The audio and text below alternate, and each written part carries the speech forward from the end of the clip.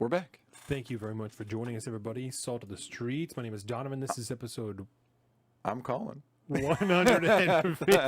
I was like, oh, wait, I thought that was my cue. We are thrilled to have you guys here. I did mix it up a little bit. Of course, part number 2, every segment on this show is brought to you by Zeke, executive producer. Extraordinaire. Shout out to him. That is right. And of course, some of our other fine sponsors. Who do I want to pick this time? We're going to Leggings and Aprons because she just sent me a message. So go there, Instagram.com, Leggings and Aprons, to see some of the shit that she makes. I'll bring some stuff out next range day, boys, just so you know. I brought some banana bread this time. That was a big hit. And of course, you can find all the rest of our stuff at saltofthestreets.com, including our Instagram at Salt of the Streets and our Patreon, patreon.com/saltofthestreets. Go there, subscribe, and help us make more better content like this. If you subscribe at the highest tier, I will say your name multiple times a show right next to Zeke's. That's right. So, sounds pretty fucking good. Saltofthestreets.com for everything. Of course, you can also find us at our own personal social media. I am at Salt of the Street on Twitter and at alpaca_Donovan on Instagram. And Colin is at Big Bird Offie on both of those things. Okay, there's 3 things I want to ask you about. I have a request in the Ambleman group chat to hear about your fishing trip. Because I also didn't ask you about that, and that's where you were at the last time that we did the show. You were fishing. So I had a sweet Colin segment. That's right. You were there. Why did I have to do a solo show? Where the fuck were you? How was your fishing trip? I was in possibly my favorite place in the state, which is over across the mountains on the east side, which is all just high desert, large cut valleys from the, what does Graham Hancock call that? The something theory about the icebergs melting real fast. I don't remember what it is. Fuck. But yeah, I was over there hanging out on that side of the state. The Younger Dryas, is that the it? Younger Dryas impact theory. There we go. That's wow, fine. There it your is. boy is fucking out here. The Alphabet is kicking now. Yeah, bro. I'm feeling it, dude. Obviously, I'm tapped out. This fucking Lotus. I have one left if you want it. It's only a half a dose, but it's yours. We'll do it. It'll be better than nothing. I don't know right? how there's 30 in there. I only take them 2 at a time. How do I end up with 1 at the end? Either they fucked you. Oh, I guess because then it's 15, right? So I own. Oh yeah. Well, no. This because it's an even number. So. Yeah, that's 15 days. So how the fuck am I not getting an even number? I always end up with 1. How do I always end up with 1 if the bottle is 30?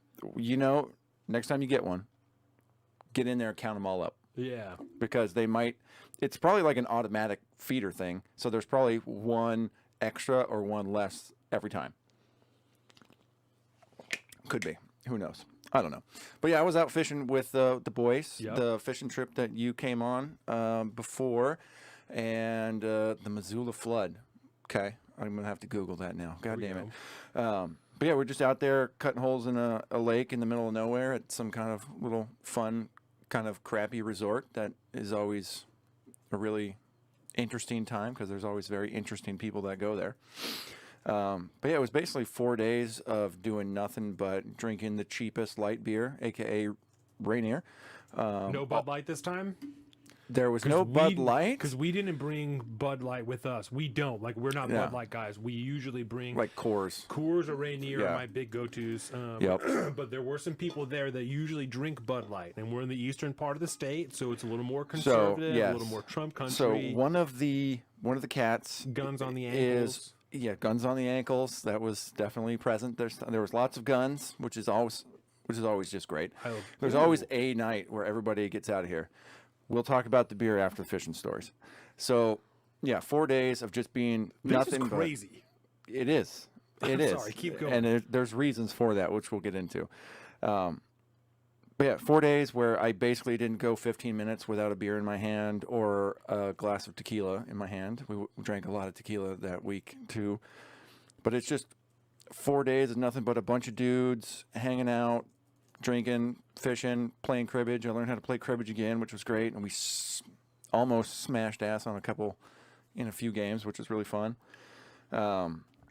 Usually the trout catching is really, really good, but the last few years have been off. Right. Ever since COVID, it's been very different. When I went with you guys, the COVID year was fucked. They didn't It was stock so the fucked. lake. It was total trash. No, I think like there was a few people that caught a fish, and then the fish you did catch were fucking twice the size as normal because they were just the the survivors from the year before. Jordan and I ate 2 of those fish for a meal when I got back, and I was damn full, dude. Yeah, the big fatties, yeah, dude. I cooked one in the oven and then just like pan fried one. Yeah. They were goddamn delicious. And I'm pretty sure I'll be, preaching the choir when I talk to everybody here in the chat about it. But if you're not like a trout eater, like a nice rainbow trout or something like that, I mean, it's you catch it in the right conditions and you cook it the right way. I mean, it's akin to salmon.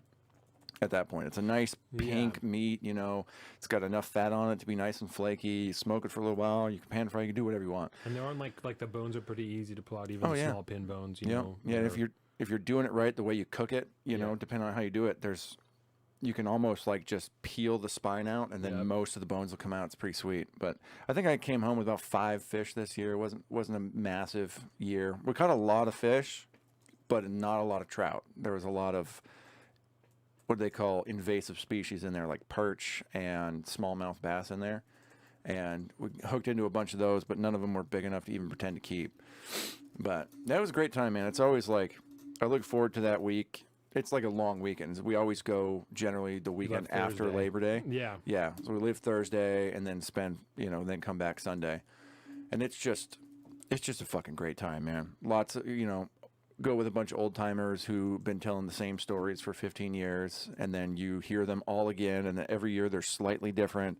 And so part of the fun is like trying to guess which part's going to be different partway through the story or something like that. And it was just a really, really fucking good, mental health time. Get out there, hang out in the sun, no worries. The cell phone coverage is shit, and so like nobody's phone's ringing for the most part.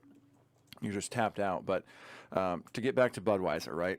Yes. One of the cats out there, because that was, I mean, I don't want to say it, but like tea fluid was used ubiquitously around the weekend. It was all just tea fluid. Like if you're working on your car, sometimes you got to replace the tranny fluid. Yeah. And there was a lot of those types of jokes going on. Of course. But one of the cats out there is just a diehard Budweiser classic drinker and is not ashamed to be drinking Budweiser out there. I think I talked about that a little bit when I did the call-in, but we made fun of him all weekend. It was great. He called us when we were going over the pass. He was just ahead of us and just happened to do it. And, every time Jake rolls around, he's very responsible when it comes to phones in the car. He just puts it on speaker, right? And, Jace is like, is Colin with you? He's like, hi, Colin. And so just before we even got there, Jason and I started fucking with each other. And it didn't stop until we left. It was a fantastic time. Jason's super funny. He's really funny. Huge fan of everybody involved. Yeah. Huge fan of everybody involved. He tried to give me a couple of times when I went with you, but I'm fucking autistic, so I dude. Sometimes I'm not getting baited, bro. Sometimes I wouldn't understand that he was saying was a joke, and the other times I just would answer his question seriously, and every time it would just stomp his fucking joke in the dirt, And then I would be like, oh, I didn't realize. I would have played along, but I don't fucking know. I don't. Oh yeah, it was bad. Oh yeah. Well, every newbie too they get both barrels every time they get there. But the one glass, will fuck with you every time. Like me and him, and he has one eye covered up, and then he's like, "Do you want to get in my boat?" And you're like, "You're not driving." There's no way. He's like, "I drove myself here." I'm like, "What do you mean? How did they let you do this?" Yeah. Well, the one cat who is colloquially known as Uncle Gary, you remember him? Yeah. My coastie brother, he for the first time ever kind of got into smoking weed a little bit with us, and so be hanging out on Jace's boat. Gary would be with us, and there'd be another guy. One of the other, he's gone before, but me and him never been on the same year. And he used to go up a ton. Homie's last name was ISO. Remember when I was talking about that? Yeah. Okay. But yeah, we were chatting it up, and he had this fat fucking awesome like disposable pen, right? And it hit real fucking hard. And so we'd be out on the boat, and I had mine, which is more of like I put it on low. I put the pen on the low temp. That way it's just a nice, mild, chill vibe all Tastes weekend. Really good too. Yeah. But this thing hit like a fucking mule. And so every now and again we'd fucking hit up on that. We're just anchored out, just fucking lions in the water, chilling, drinking beer, smoking weed. And every now and again Gary'd be like, let me try that. I love that. And he'd take one halfway puff on it, and then he'd just disappear to the world for like an hour. Just be zoned out. It was so funny. But yeah, just a really fucking good time, man. Appreciate you for holding down the fort when I was gone. Fuck yeah, dude. Like I said, I fucked it up, but I was happy to do it. I had a good time. Yeah, right. I was having a super good time. I was disappointed when I realized I had fucked it up. I was super upset with myself. Yeah. But just for anybody who doesn't, as I talked about on Instagram, I did the last episode by myself. So I streamed it from my house, and I was down in the office, and I was using an old school setup. So I had the other microphones that we used to use, and those have their own volume setting on them for the headphones if you plug them in there, and also for the microphone itself. So I was so nervous about having background audio play during the breaks that shut everything down. Yes, that I shut everything down. And then when I came back, OBS was all good, but I didn't turn the audio on the microphone back on. Yeah, so the whole last hour there was nothing, and it got super funny at the end because I tried to do my own grab bag and I was just playing random videos. And so I'm like trying to give them context and then would play it, but you can't hear anything. So it's just me talking and then a fucking random ass video. Oh, that's so funny. Yeah, dumbass shit too, because it's like stuff that Trent and I send to each other. So it's like super dumb shit. Oh, that's great. Oh yeah, dude. That's great. Yeah, a guy talking about like an older woman talking to him in the gym, and so he's telling this story, but he's eating a jar of peach halves. It's a half a peach, and he'll take one out and put the whole thing in his mouth. As one does. Like, and then we'll like chew on it and then keep talking. So he only gets like a third of the way through a story because eventually he's just putting fucking peaches in his mouth. Like that's the type of shit that I was playing with no context. It was bad. It was really bad. That's so funny. Yeah. Oh yeah, I laugh because I've definitely done that. Fuck, there was something I was gonna say, but yeah. Anyway, it was a good time. So we'll just cap that because I did discover a beer that I had not previously really known about, that kokanee beer, which was really cool. That's a nice light beer. Yeah. Ran into that, which was really fun because I got tired of walking back and forth to the cabin to get rain ears, and I was like, there's a cooler here with kokanee. Nobody minds that. You know, we had an epic loss of a really nice drone. Lost it to the lake. That was a wild deal. Whose was it? It was one of Dan's friends showed up, whose name is also Dan. Of course. Fucking wicked ass beard.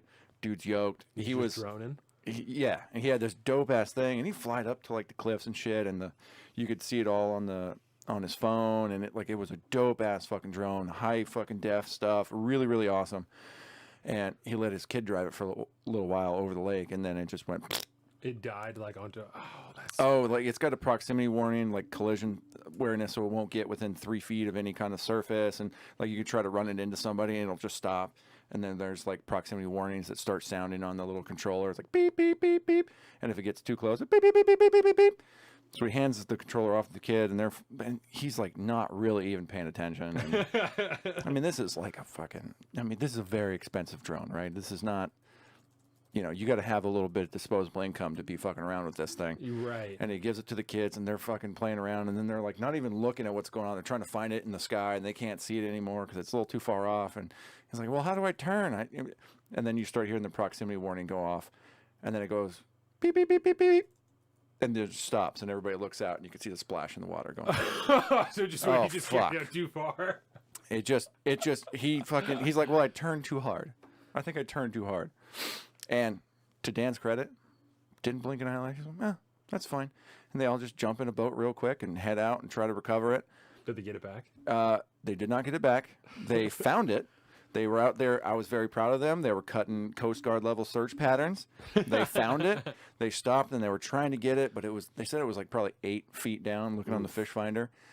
And at a certain point, they were just like, we could jump in and get this thing. Yeah, it's not that far. But it's nuked. I'm not fucking. Right. It's the lakes now. It Right. belongs to the lake now. And then they went up and just cruised around for an hour and came back. We're like, that's fine. I'll get another one. Ooh, that makes sense. Fuck, bro. I That's legit. I don't know that I would have been smart enough to realize that. Like, I probably would have jumped in and got it and then been like, oh. That was dumb. Yeah, because I can't use this ever again. Yeah. That's really smart. Yeah. It's like, that's fine. Well, you got the controller. I guess that counts for something already. Yeah. But, yeah, that was fucking hilarious, man. Because we're just watching it all go down like in slow motion. And then when Dan didn't get upset about it, we didn't feel like it was. It's like, oh, okay, we can all laugh about this because it's pretty funny at the end of the day. Okay, so this beer we're drinking, this is called like savory almost. It's called Colder Crisper IPA. Now, CRISPR is spelled like the genetic sequencing Should be CRISPR doing that. because the hops, I believe, are CRISPR What are you feeding me right now? or something like that. I can't. It's been explained to me GMO in my DNA a couple dude. times. That's when because it's technically an IPA, right? It smells hoppy, it tastes hoppy, but it doesn't have the bitterness of the hops, right? No. And it's because they've unlocked the part of the genome Oh, God. that essentially it's similar to like terpenes, right? It taps into those extra flavors that you generally just don't tap into in your normal brewing process. And that's how you get the Colder CRISPR. And it is one of the most popular beers at the establishment now. I'd say it's probably the most popular. It's very good. It's different. It's a beer. I can drink it. But man, it's very different. It tastes a little bit oniony. It had something to do with I can't remember if it was the hops or the yeast, honestly. Do you know what I'm saying though? Yeah, A little bit oniony. a little oniony. Yeah. Yeah. And I guess because when I was talking to the master brewer yesterday, he was throwing out all these extra terms and all this. I'm like, I'm not a scientist, bro. I'm not a chemist. I don't understand exactly what you're talking about. But he said at that point, it's also like partly a hazy type of yeast, but also like a Mexican lager type of yeast. Now, when I say Mexican lager IPA, it kind of works out, and it's Right. super clear. It's super smooth. The IBUs are off the chart technically. It's like over 100 IBUs, but it's not bitter at all because there's two different types of these things that add IBUs. It's like IBUs over gravity, The scales don't mean proportions. It's very strange. Because I've had really low IBU beers that are super bitter. you Yes. know, that I'm like, this don't make any sense. Mm-hmm. Thought this was the International Bitterness Unit. Yeah, but it's more fucking Breaking Bad than that. You know what I mean? I don't know. You get into some chemistry, This is the blue, man. bro. I talked to Spenny about it because he's the brewer of Revolve. I talked to my buddy Tyler, who's one of the brewers at Echoes, and they explained to me all this stuff. And I'm like, I'm not a stupid guy. We should Shut get up, some Crystal. of them in here. Get him on fucking record. Like, all right, bitch. Yeah. Explain your craft, you fucking Yeah. witch master. I do have some thoughts on that, but we'll talk. That's Yeah, for we should the tap 'em. future. But yeah, well, it's a very interesting beer, and I'd be happy you to- had to try it because everybody loves it. I love all beers, more or Yeah. less. I like the taste of all beer, but this one I just can't. Like I can't get behind it. I'm like this. The way Tyler asked me about it, he's like, because I was like, yeah, I'm just not totally sold on it. I know I should like it. It smells good, like it tastes good, but like I just have a hard time in my head. Like, oh yeah, this is the IPA I want, because I want the bitterness and shit like that. I like that kind of stuff in my beer. And he just goes, well, do you like GMOs? And I said, not even a little bit. And he goes, that's probably why. Now let me tell you about this. And I was like, fuck, bro. But yeah, I think it's the yeast. I don't exactly remember, but Yeah. it's some fucking CRISPR technology that's in this beer. And on the cans, I'm kind of upset because all the cans were gone. Almost gone. I like a draft beer, though. When I ran This in, is a legit growler. So Yeah, it's a super legit keeps growler. the CO2 in there pretty good. yeah, it's real good. But it also doesn't maintain a head, which is interesting. Kind of like a Mexican lager. This is like a stew. Like, that's what it reminds me of, is like eating a stew. Yeah, Like, I think it probably would be fire with a hearty meal like that. you know? probably. And something about it too is also kind of refreshing. Yes. And so it works real good when it's hot out in the sunshine. It's very weird. It's not like slamming a fucking double IPA from anywhere else, right? Like you have one of those in the sun, you're having a bad day. What percent is this? It's like 6.9, I think. Really? It's real good. It's real interesting. I just can't get there mentally. Yeah. It's not. I can't make it a go-to. It throws me, for sure. I have one almost every time I go there, just because I'm like trying to like one day this is gonna hit real good for me. It's just gonna hit and be like, oh, this shit's fire. But I appreciate it. I got no bad. I don't have anything bad to say about it. Yeah. I just have a hard time with it. What's your favorite beer? Let's hear it in the chat. The last range day, I drank some Sonic Rain on the way home. I thought you were gonna say some Michelob Ultra. No. And then the time before that, it was some Johnny Utah because that was right after the Bud Light thing. Oh, yeah. Get some Georgetown in you? Yeah, and I opened up my cooler to give snacks to the boys, and I said, "No one drink my beers, though." And Brian said, "Are those Bud Lights?" And I said, "Of course not. Of course not. These are fucking Johnny Utahs, sir." Yeah. Oh, that's so funny. I don't get the whole thing. I don't get any of the whole thing. If you're having an existential crisis about which light domestic giant corporate beer you're drinking, Yeah. you should probably rearrange your priorities in life and just drink some real fucking beer. Some of the people But that no shade. I've JB, seen, you know JB, how much he loves Budweiser. Ask him if he cares that he drinks Budweiser. He don't give two shits. and that's what I was just gonna say is the people that I've known that care the least are the people that love Bud Light the most. Yeah. Like the people that are really into it are like, I don't care. I'm not gonna not do. What This is the beer I enjoy. drink. I don't This has care. been my beer for over a decade. Yep. I'm not gonna drink a different beer. I'm not plugged in enough to give a shit. I just want to keep drinking my beer. Yeah, it's an interesting thing to watch. The whole thing is super interesting. And it's tapped every facet of life. Yes. Like it is such a mimetic Everyone theme knows now. about it. Everybody does. I do not know for the life of me how the fuck the conservative wing, or maybe it's just the fact that the coalition that would be against something like that is so much larger than just your standard like conservative Republican or something like that. Yeah. I'm still kind of in awe that it actually took off. Like the whole boycott, quote unquote, of Bud Light took off so much that it became a fucking meme. Right. And now everybody. That's like the first time this has ever happened for anything that is kind of like based in like more right wing values. Yeah. The And first time. It's interesting to watch, to see the numbers, to see it covered by conservatives who are like, yo, we're fucking these corporations up. And then also to see like people on the left, because I want to make sure it's pretty as widely encompassing as possible, say like, this isn't even working. You know, they're doing this whole boycott thing. It's not even working. Like, I'm pretty sure they lost billions of dollars, not only in sales revenue like compared to last year, but also, you know, stocks bounce back, but sales revenue is gone. Like they're in they're market not cap. selling as much money, as much beer as they were before, Yeah. unquestionably. Yeah. That's 30. undebatable. Yeah. So that's a very odd thing because it's such a verifiable lie.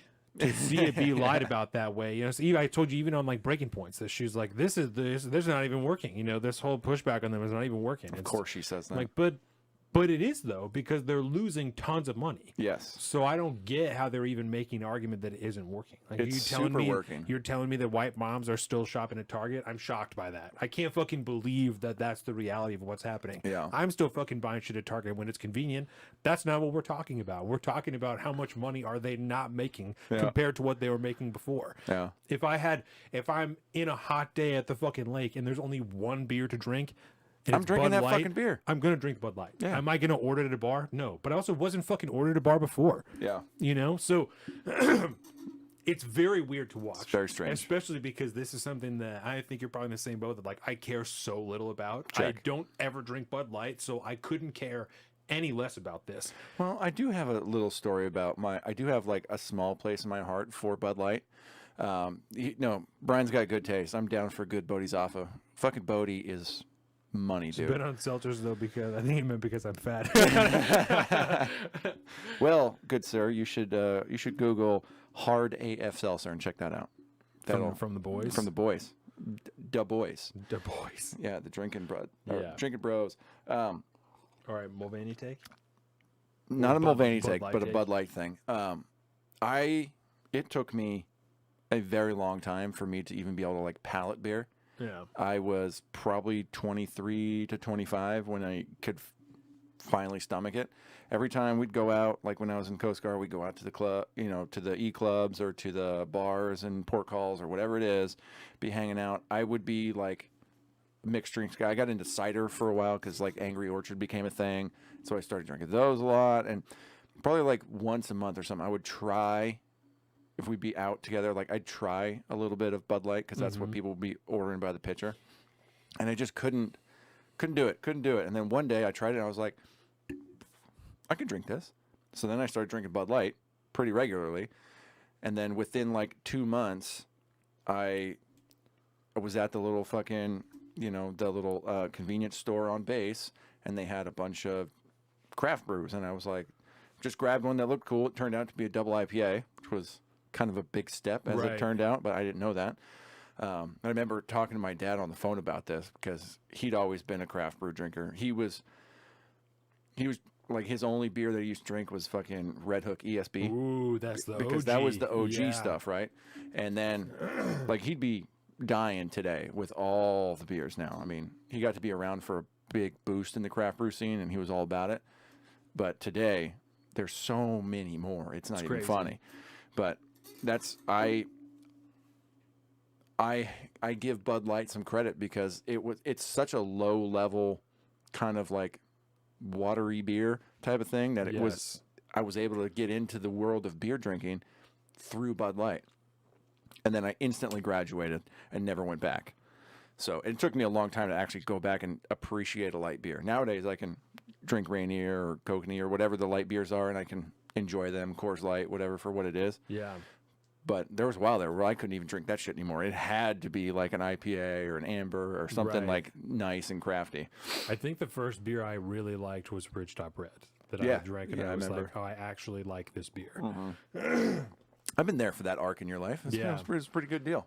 And now look at you. I've known you since before I turned 21. I forgot about that. Yeah, so it's been a hot minute, buddy. The last one I went golfing, I shotgunned a couple of beers with the boys. As one does. 3 when we were out there. Yeah. And then at Cody's birthday, or Trenton's birthday, like a week or two before that, when we were getting all fuckered up, like, we should shotgun beers. And I was like, oh my God, it's been a year since I shotgunned a beer. I thought I might throw up. I think I was like, I might do it. You know, we'd already been drinking. Oh, so yeah. I was like, and especially if it's hot out too. It was at nighttime, but I just had already been drinking, and we had taken some shots, and I don't really drink liquor that much, you know. So I was like, I might throw up if we do this, but I'm not gonna not do it, you know. And then I think we ended up doing like 2 or 3. Yeah. And I was like, no, I got this. That's hilarious. So when it came up when we were golfing, I was like, oh, let's fucking go. Do it. Yeah, I'm ready to fucking shotgun a beer. Let's do it. Did you know that I have never? That's why that was my suggestion today. I was like, oh, shotgun shotgun a beer. I'll fucking do it. I'll fucking do it right now. I don't give a shit. I didn't shotgun my first beer until this year.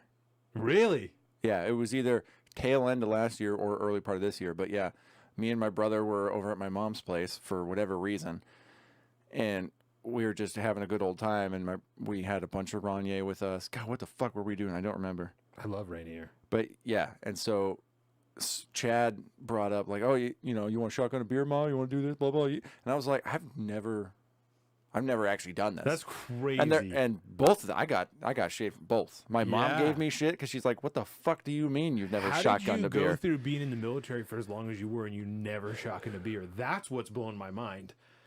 Is that you were in the military for that long? Yeah. Like, it seems like with all the partying and shit that I know you did, there would have been a time when they were like, let's because there were people shotgunning beers and stuff, but I don't know. I was just weren't into it. Because even most of the time when I was in, it was liquor and stuff, and I'm not playing that game. Right. And even like in the high school party days, it was stuff. It was like people doing like keg stands and shit like that and chugging the hose. You know, that was a different deal than an actual shotgun. I just never did it. That's super interesting. But then I did it a couple times and I ended up throwing up that night. But I'm into it, dude. I'm into I didn't realize, but like I said, after the last couple of times, I was like, oh, I'm fucking ready. Yeah. No, I'm into it. And it's not that difficult a thing. It could be a little messy. No, and it gets you fucked up. You feel super good afterwards. One fat belch when you're done, and you're like, I'm good. Yeah, I'm good. Yeah. An ice cold light beer is just super easy, you know. And there's a whole technique to it. Make sure you got the holes lined up right, you know, so that you get the proper flow. Like, it's a whole deal. Oh, that seems, there's some science involved here that I didn't know. Well, so you want to hold the beer so that the tab is on your finger, you know, and then you put the hole in that side. Yeah, so that when you tilt, you just and you don't have to try and do anything like that. You're not going to be doing it backwards and shit. Right. I've seen some people do it with their thumb and shit like that, but that seems to be the easiest. I feel like that's the way it worked when we did it. Yeah. But I didn't do I didn't make any holes. So whoever was doing it knew what the fuck they were doing. I always got a knife, so you just take your knife and you just pop, right? Yep, just press it right into the bottom, and it's like the perfect little triangle, you know, to just go. It's good shit. I've seen some people shotgun beers pretty fast. Some of that shit gets pretty incredible. There's a video online that I will not play on the show at any point because it's a very interesting video, but it's it's money. Some real straight dudes that seem to be able, really good at This was not a opening their dude. fucking throats up. It's pretty weird. This was not a dude. And it was sweet. We'll just say that much. So, why are we discussing the shotgun of the beer? Why are we discussing this? Because we have a bet to make. Yes. We have a bet to make. Okay. You want to do breaking points first? Let's do it. I think we should do breaking points first. Okay. This is a 12-minute long video clip, right? Segment, whatever you want to call it. And we need to take a Price is Right rules, closest without going over, bet on how long it's actually going to take us to break this breaking points down. Okay. So I will start the opening bid with, it's going to take us 60 minutes. An even hour. Wow. We're going to get through this whole thing. By the time we're done and going on to the next segment, so we're going to have to agree to the point like, okay, this is it. We're done. And then we'll adjust. We'll check out the time. Yeah. But I'm going with I'm going with 60 minutes. And we can't force it. No. We can't force it. If it's over, it's over. Don't try and milk and it if, to get... if there's anything that we have a problem with, it's going long, hence the close without going over. Right. Because if we go over, we both fucking lose. Yeah. And we can't condense it too much. We're real bad at that. Damn, yeah. And you're way over where I was going to guess. So, I may have underestimated how much you have to say about this segment. I think you do. Because it took me almost an hour to listen to it because I would stop and fucking have to bitch about something. I was like, bro, this fucking bullshit. There's so many angles of nonsense that this chick gets into. It's going to be interesting, but we'll see. We'll see. All right. Well, my original guess was going to be 24, and that feels 24 minutes. Yeah, that feels like not enough now. But you say a number, and then I'm gonna walk you through my methodology on it, and then you're gonna feel real bad about yourself. I just doubled how long the clip was. Well, then I'll go with 37. 37 minutes. That's what I'm gonna. 37. Okay, we're writing this down. Yeah. So I'm an hour. I'm at 60 minutes. You're 37 minutes. We could go as simple as loser buys lunch to whatever. We'll take the next 2 weeks to think about it, and we'll come back. We're going to come up with a very debasing consequence for this, and then we'll have 2 weeks to come up with it. So whoever does lose, better be real nice to the other person for the next 2 weeks. Otherwise, your ass is getting screwed next episode. Any suggestions? Yes. Obviously, throw them in the comments of. Just to be clear, the competition, we're going to watch this segment, this breaking point segment. We're doing breaking down breaking points. It's a 12-minute and 5-second long segment. Indeed. And so we're betting on how long it's going to take us to break down this segment to complete this hour segment of the show. So we'll see. Yeah, if you guys have any suggestions for what the consequence should be, let us know. Yep. And I will be standing by. I'm going to pull out the fucking stopwatch and just let her go. Okay, so this it's down. You got 37. Yeah. I'm at 60. So my thinking about this is, right? So you're looking at roughly 2 minutes of conversation for every 1 minute of watching. That's the way I'm breaking it down. I'm going, no, we're probably going to talk about, we'll watch a few minutes and we'll talk for 10 or 15 minutes. Then we're going to watch a few more minutes and then talk about it for 10 or 15 minutes and then back and forth. So it adds up quick. I think if you look at it as minute-to-minute comparison, you're looking at, about 2 minutes per 1 minute of the clip, which I think is that's a pretty conservative argument or estimation. Right, because that would just be tripling it, which would be about where I'm at. So. Yep.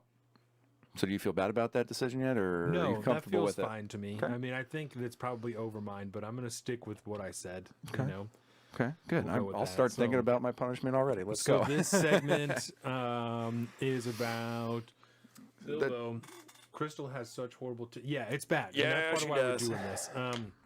So this segment is entitled Shock Poll, $20 minimum wage backed by overwhelming majority. So...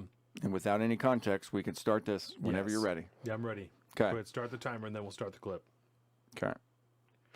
Starting and action. Pause button. Shit, I forgot to turn desktop audio on. Okay. Yeah, wanted to bring you as kind of an update in terms of working people. So I covered in my monologue that you've got 350,000 UPS workers who are right now, they're organized under the Teamsters. This is the largest private sector union contract in the entire country. For a second. What's a Teamster? Anybody tell me what the fuck is a Teamster? What the fuck does Teamster mean? That means we decided to team up in our unionization efforts. Teamster means mobster. That's what that meant. That's what the fuck that meant. 'Cause they're like, we got to call ourselves something different. Yes. While we eating pasta. And they said Teamsters. Pasta and rigatoni. Yeah, I don't have an Italian And they're right now accent, so I just voting said something on whether racist. or not to authorize a strike. Now, authorizing a strike is different than going on strike, just to be Also, totally look at their fucking terrible background. We talked shit about It's their so studio bad, yesterday. dude. The new studio is MSNBC, but on a budget. They're corporate as fuck. It's real good. It's not good. And I'm sorry, but your wardrobe choice is terrible If for this you ever one. seen Morning Joe, this looks just like the Morning Joe set. Like different color scheme, obviously. What's the network is that on? That is on MSNBC. Where I did think. Crystal Ball used to work? MSNBC. Oh, shit. Oh, look at that. So Morning Joe, they have one fat screen in the middle of them that shows, I'm pretty sure, a picture of the White House or maybe like different Capitol buildings. That changes. And then they have other screens on the other two sides, just like they do, because it's an angled studio. Yep. And they have a round table that they sit at because they have multiple guests. Usually there's like Joe and Mika Brzezinski, and then there's another guy that's always there. And then they have rotating They got a guests big-ass that- table. Yeah, huge table, Yeah. just like they have now, except this one has angles on it. Yeah. So This is set up for like 5 max. yeah, this There's one's a like a flat- trapezoid. Yes. Trapezoid. Yeah. I was instead gonna, of a I was just semicircle. gonna have to describe the shape because I don't. but Yeah, no, that's it's fine. a trapezoid. So essentially, she's talking about a bunch of UPS union people looking to authorize a strike. Because no UPS trucks have air conditioning. Is that? She'll what? get into it. All right. clear. And it is expected that vote will pass because if you don't authorize a strike, you don't really have negotiating leverage in terms of your contract negotiations. But No, they because don't. they're organized as part of a union, they've already been able to win a significant concession. Let's put this up on the screen. Now, let's be clear that it shouldn't take any fight for workers who are, delivering our packages to get air conditioning and other heat protection in their Pause this trucks. for a second. She's showing a tweet just for audio listeners. Oh, yes, There's thank a you. tweet now From the official Teamsters. Yeah, from the Teamsters, yellow check mark and all, and it says breaking: Teamsters secure air conditioning for UPS fleet in major tentative deal. The hashtag Teamsters and UPS agreed to tentative language to equip the delivery and logistics company's fleet of vehicles with air conditioning systems, new heat shields, and additional fans. This because we remember last summer there was a bunch of videos of Amazon workers and UPS drivers like having, succumbing to heat stroke. Yeah. You know what I mean? Dropping on people's porches and shit. Yeah. And, we've never had hot weather before. So, this seems like something that is definitely well past its due because UPS hasn't been delivering packages for decades at this point in the sweltering heat all around the globe. So this is a new revelation here. This has to be fixed right now. We need to retrofit all of our UPS trucks with heat shields and air conditioning systems. Well, I'm sure it's very, very uncomfortable to deliver packages. I'm sure it is like that. Yeah, I'm sure it's real difficult to work in a fucking steel mill too, where it's super hot. They probably don't have a bunch of air conditioning. All I'm saying is this is a weird fight. This is a weird fight to be like this up in arms about. You'll hear her describe it more as she goes along, but like yeah. To be this up in arms about, yes, but I don't think that it's like a weird thing. Having been a delivery boy at one point in time, I can see we had a fine truck that did have air conditioning, but I can see why that would be a big deal. Yeah. To not have air conditioning in the delivery truck, because if you're fucking Johnny at work, right, and it's 109 outside and homeboy's delivering for 8 hours, you see him running in and out of the building. Oh yeah. So, and I think there's a difference between working on a job site, slaving away all day, hauling 100-pound, panels or sandbags or concrete bags, whatever, all fucking day for 10 hours a day in the sweltering heat. But these aren't the same job. Just like working in a steel mill and working a delivery truck are not the same job. In a steel mill, being around extreme heat that's part of the job. That's 109 degree temperatures that we've talked about this before. Mm-hmm. When we were kids, it didn't get to 109 here. Yeah. That didn't happen. And I've dealt with in on the job site people getting starting to enter heat stroke and shit like that. And I think there's also a difference between working construction where you're outside and you're in a truck. Yeah. The truck cars come with air conditioning. I might be reaching here just because I have issues with this whole concept. I'm like, yeah. Because we've never had to work in hot environments before and find ways to get around it. But hey, I get it. Because I wouldn't want to do that. Right. I wouldn't want to do it either. But that's also why I don't go work for UPS. I had at one point signed up for some fucking job selection service or whatever online, and I still get text messages every day. Almost, it's like once or twice a week now. It's like, UPS wants to interview you. I'm like, no, they don't. Goodbye. I'm definitely not doing that. I'm not saying that I think that it's like a human right or anything to have air conditioning in your truck, right? That's not the argument that I'm making. Yeah. I do think that it's a reasonable expectation to have that if you're going to work in extreme heat that you have air conditioning in your truck. Like, I think that's reasonable. Okay. You know?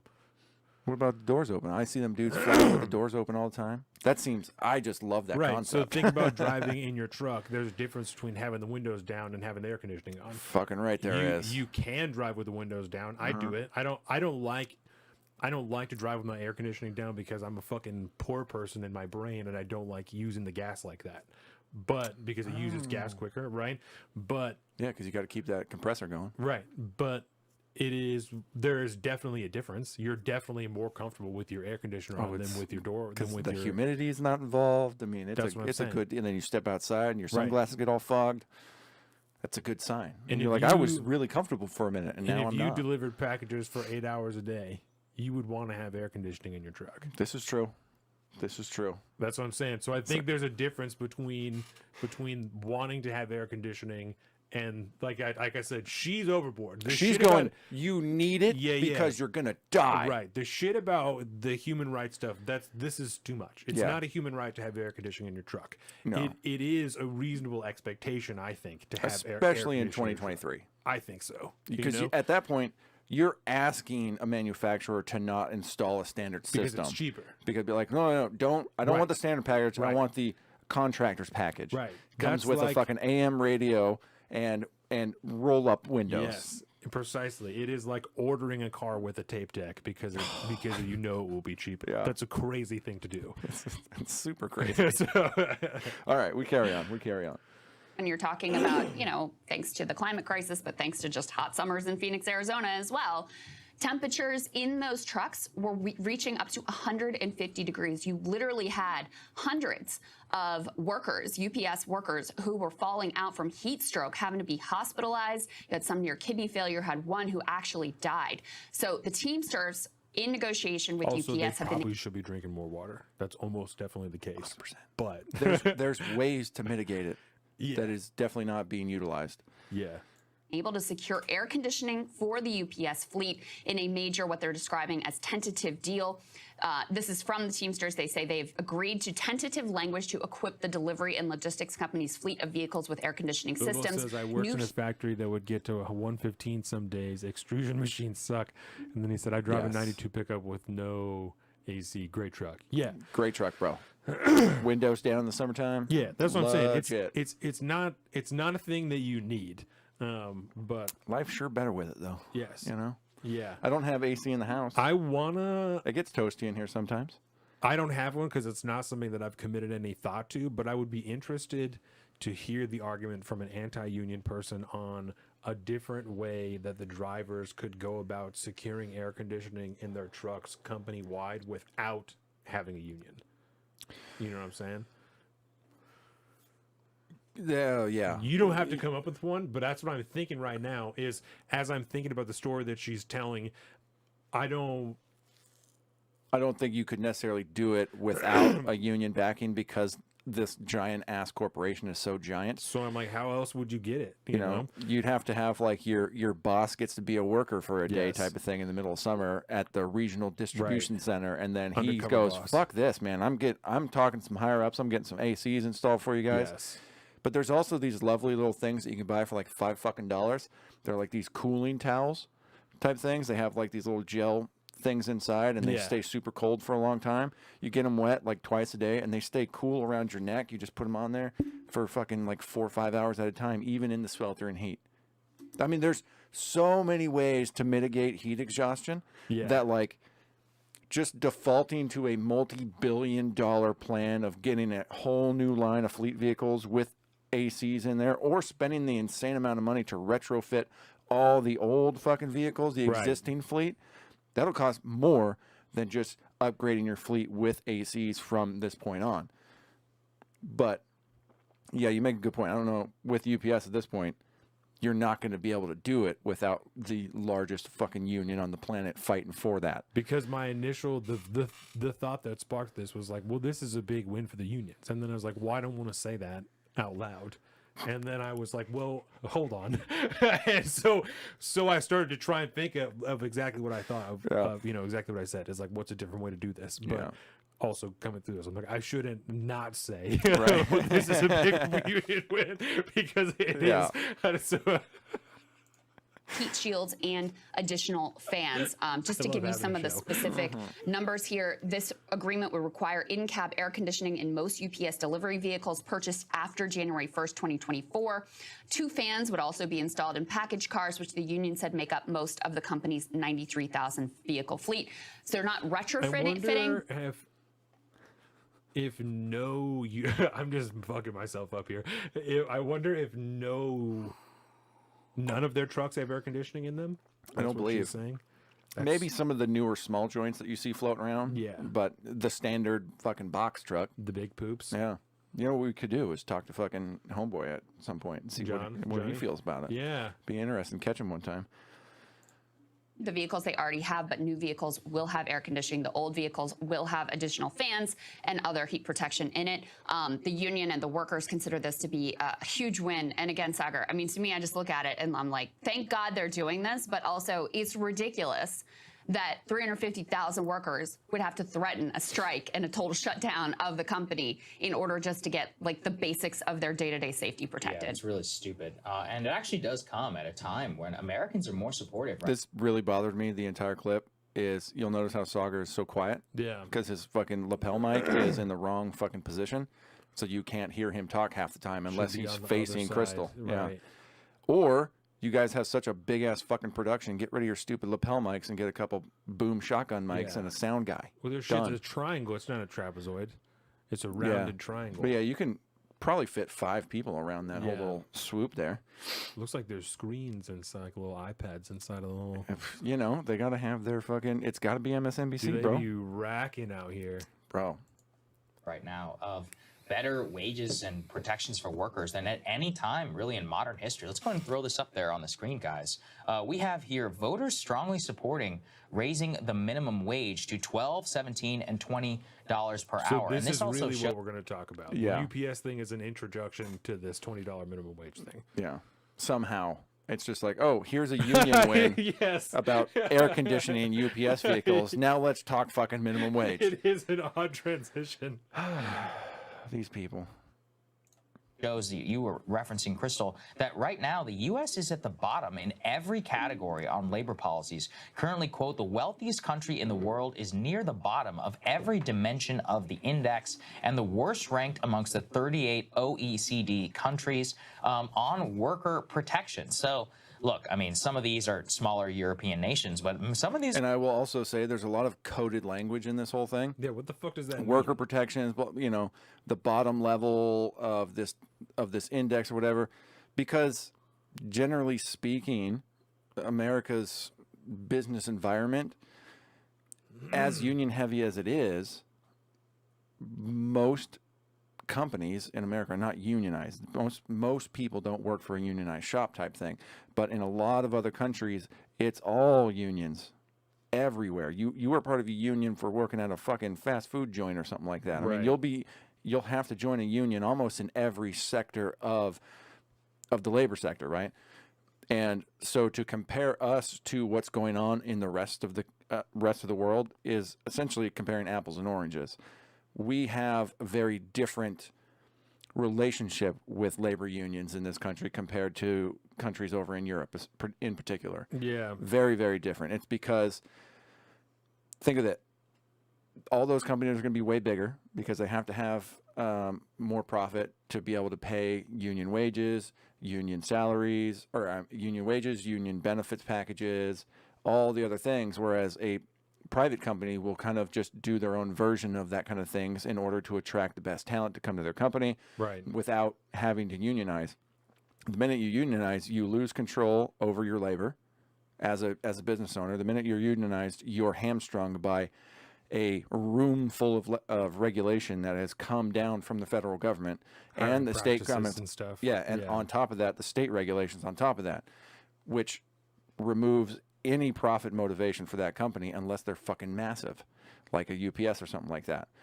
Whereas overseas, it's like all unions all the time. That's just the way it is over there. So it works for them because that's the way they do business over there. That's the way they run their society. It's all very centrally controlled, and you have to have these big groups of people fighting against the bosses out there, and it's just a total adversarial relationship from the point out there. There's no consenting agreements between you and your boss about what you're going to make or how you're going to do your job. No, the union tells you all that good stuff, and then the bosses just work with the unions.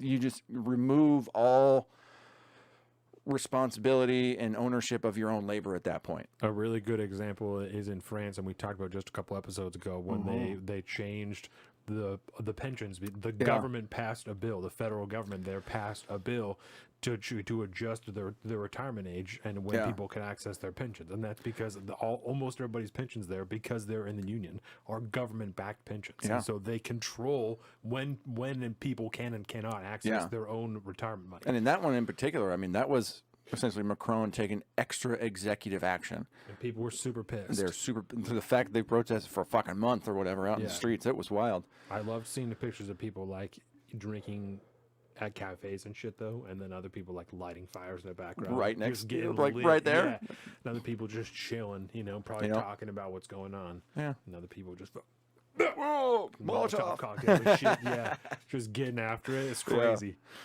Okay, we carry on now. These are also like major dynamic economies as well. And so when you consider like when up against some massive, like some peer competitors, which also have, pretty good dynamic market economies, that's something that everyone, I think, is genuinely aware of for these workers, like UPS workers and others, whenever they're striking. We saw this in the railway unions. Even though the railway strike, the bipartisan consensus was to come in and basically crush them in the deal, the overall American people were with the railway workers, especially when they heard, we played that famous clip of the Newsweek, the Newsmax anchor, whenever he was like, he's like, why are you guys striking? What's going on? And he's like, well, we literally don't get any sick leave. And he's like, wait, really? And he's like, oh, that's pretty bad. Yeah, he's like, imagine if this was like an airline pilot. Yeah, when he heard that. He heard that, live on the air, it was just a hilarious moment. Somebody. One of the best things about the show is watching two members of the political elite, because don't get it twisted, they both are. That's all they've ever been in. Yeah. Both of them have either worked for the corporate press in some giant capacity where they're talking about politics. Yep. Sauger used to be a White House fucking correspondent. And Crystal hosted a show on MSNBC. Yes. I mean, these two are members of the politically elite. Then she ran Period. for office, and that's the only reason, that's right. She lost her job, and then at MSNBC, ran for office. and then ran for office. And lost that. Yes. Which was hilarious. She claims these two people pictures. have never had to work an actual day in their life. They have no relationship with they would have no idea what it's like to be a member of a blue collar community, to actually go in there and use fucking sweat equity into raising your lot in life. They have zero concept of that. Because Crystal's like, I'm blue collar. My dad owns guns, but he doesn't understand why someone would own an AR-15.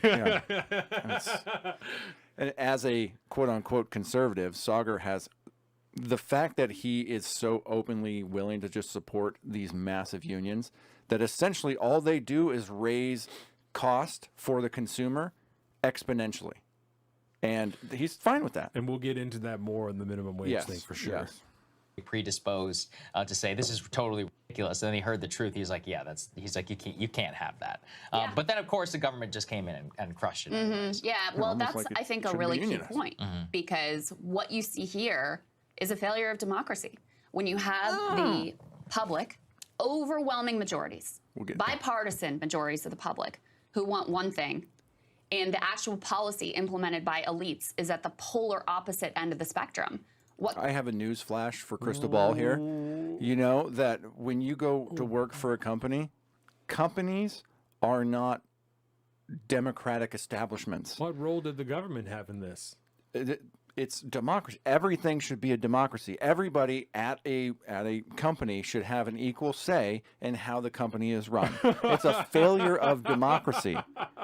Democracy in all things, Donovan. That is the socialist dream. Democracy in all things, unless, of course, the democracy just creates the centralized power that tells you what to do. But that's fine. I'm going to put this on record right now. For anybody who ever works at this company in the future, you can watch this clip. You do not have equal say over what happens in this company as me and this other man at the table. No. Him and I are the ones that control what happens. This is a dictatorship. Yes. That's how this works. It is a two-headed dictatorship. That's right. Yes. We got dual consoles going on here, you know, just like the Roman Republic of old. Yeah, it is a biumvirate. No, It's a biumvirate. Yeah, you do not have equal say. We will tell you how the company will be run. And Exactly. we will tell you the things that you should be doing. And Yes. if you don't do those things, we will remove your job from you. Yes, exactly. And we will find someone else who will do the things that we're asking them to do. That's one of my biggest problems with her entire concept of workers and working is that she essentially believes, again, from never owning a company or ever actually working for a real life company that isn't involved in a massive union. Yeah. 'Cause even NBC or MSNBC, all those guys are unionized in their various little unions. I guarantee you there's multiple unions that work at MSNBC. Some of them are probably like in the Screen Actors Guild and shows. Yeah, I'm certain a lot of them are. Also, just conversely to what I said, if you help us grow, because I want it to sound good to work here, if you help us grow, I'll pay you more money. You will be rewarded handsomely. I promise you that. That's how it's worked at the job that I'm at now, and I see it to be a very effective motivator. So It is. if you help us grow, If you make us more money, we Yes. will give you more money. Yes. That's how that goes. I promise you that. Yes. As somebody who used to run a business, Yeah. I could tell you that's the way I ran my business before that. And it works really well. And we'll do it's cool a good shit. motivator. We'll take you to the range. We'll help you build guns. We'll show you the way. It's going to be great. Yeah, no corporate team building exercises over here. We Just get don't real life endeavors. Just don't get it twisted. We run the shit. I love that. She, it's undemocratic. This is a failure of democracy. she Failure of said. democracy. That is very interesting. And I just go, newsflash, bitch. It's a dictatorship in my company. Yeah. That's how that works. What can you call that other than a crisis and complete failure of democracy? There it is again. So in terms of that report of the U.S. ranking last in basically every category with regard to labor rights, there were a number of metrics they considered here. They considered wage policies, like what's the minimum wage? What kind of unemployment support is there? They consider worker protections, things like health care. Do you have paid leave, as you were discussing with the railroad workers? Is there equal pay across, genders and different identity classes? Is there child care support? Are there I have a pregnant? really good inequality among the minority groups, global rankings. There are,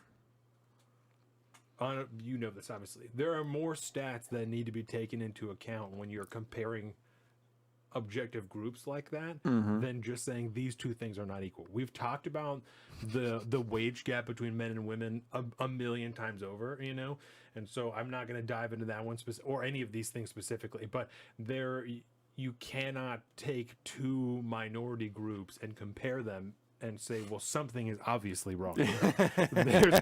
It doesn't work like that. That's not at all how it works, especially in regards to pay.